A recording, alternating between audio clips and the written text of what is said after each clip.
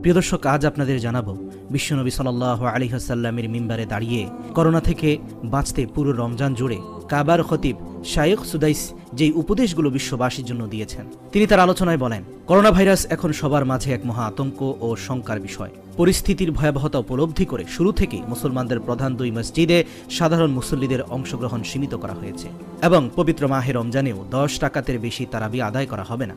রোববার মক্কা ও মদিনা বিষয়ক অধিদপ্তরের প্রেসিডেন্ট ও মসজিদুল হারামের খতিব শাইখ ডক্টর আব্দুর রহমান সুদাইস মদিনার মসজিদে নববীতে এশার নামাজের ইমামতি করেন। নামাজের পর তিনি বর্তমান বিপর্যস্ত বিশ্বের পরিস্থিতিকে সামনে রেখে গুরুত্বপূর্ণ কিছু বিষয় আলোকপাত করেছেন, যা আজ আলোর পথের দর্শকদের জন্য হুবহু তুলে ধরছি। নামাজের পর তিনি বর্তমান বিশ্বের বিপর্যস্ত পরিস্থিতিকে সামনে রেখে সংকটময় পরিস্থিতি সম্পর্কে সকলকে অবগত করে সারা বিশ্বে আজ ধেয়ে আসা মহা বিপদের কথা স্মরণ করিয়ে রাসূল সাল্লাল্লাহু আলাইহি সাল্লামের সহিহ হাদিস ও আল্লাহ তাআলার বাণী উদ্ধৃত করেছেন। তিনি বলেন, আল্লাহ তাআলা ইরশাদ করেন, আর অবশ্যই আমি তোমাদেরকে পরীক্ষা করব কিছুটা ভয়, ক্ষুধা, মাল ও জানের ক্ষতি ও ফসলের বিনষ্টের মাধ্যমে।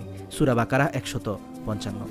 এছাড়াও তিনি বলেছেন, আমাদের হারামাইনের এই পবিত্র ভূমিও আজ এই মুসিবতের অনুপ্রবেশ ও বিস্তার থেকে মুক্ত নয়। এই মুহূর্তে আমাদের সবাইকে আল্লাহর ফয়সালা ও সিদ্ধান্তের উপর সন্তুষ্ট থাকাই বাঞ্ছনীয়। আল্লাহ পবিত্র কোরআনে ইরশাদ করেন, আমি প্রত্যেক বস্তুকে পরিমিত রূপে সৃষ্টি করেছি। সূরা আল কামার 49 নম্বর আয়াত। আরও বলেন, যে কোনো মুসিবত আল্লাহর নির্দেশে আপতিত হয়, যেগুলো তার মহিমান্বিত হাদিসে সুবিদিত হয়েছে। আল্লাহ ইরশাদ করেন, পৃথিবীতে এবং ব্যক্তিগতভাবে তোমাদের উপর কোনো বিপদ আসে না, কিন্তু তার জগৎ সৃষ্টির পূর্বেই কিতাবে লিপিবদ্ধ আছে। সূরা হাদিদ আয়াত নম্বর 22। এছাড়াও তিনি বলেন, শুনে রেখো, তারই কাজ হচ্ছে সৃষ্টি করা এবং আদেশ দান করা। আল্লাহ বরকতময়, যিনি বিশ্বজগতের প্রতিপালক। সূরা আরাফ আয়াত 54। তাই উদ্ভূত পরিস্থিতিতে সবার উচিত আল্লাহর প্রতি ঈমানকে দৃঢ় করা এবং তার উপর ইতিবাচক ধারণা পোষণ করা। আল্লাহ আমাদের বরকতদাতা, তিনিই মহান।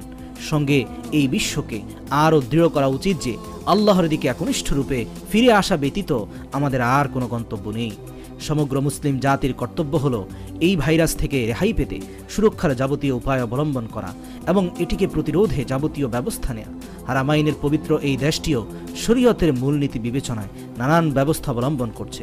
মনে রাখতে হবে, প্রতিকারের চেয়ে প্রতিরক্ষাই উত্তম। সব মিলিয়ে নিজেদের সুস্থতার প্রতি সচেতন হতে হবে, কেননা আমরা আমাদের স্বাস্থ্য সুরক্ষার বিষয়ে প্রত্যেকেই যার যার স্থানে দায়িত্বশীল। নিজেদের অধীনস্থদের বিষয়ে আমরা নিজেরা প্রশ্নের সম্মুখীন হব।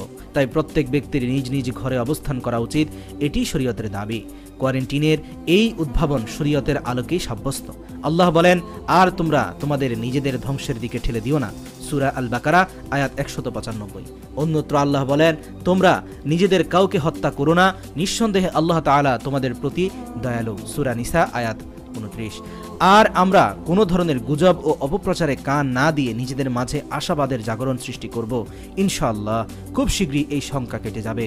তাই আমাদের বলা উচিত হলো অধিক পরিমাণে দোয়ায় মনোযোগী হওয়া, কেননা এটি মুমিনের হাতিয়ার। আল্লাহ বলেন, তোমাদের পালনকর্তা বলেন, তোমরা আমাকে ডাকো, আমি তাতে সাড়া দেব। সূরা মুমিনুন আয়াত 60। আর আমাদের আল্লাহর কাছে অনুনয় বিনয় করা উচিত।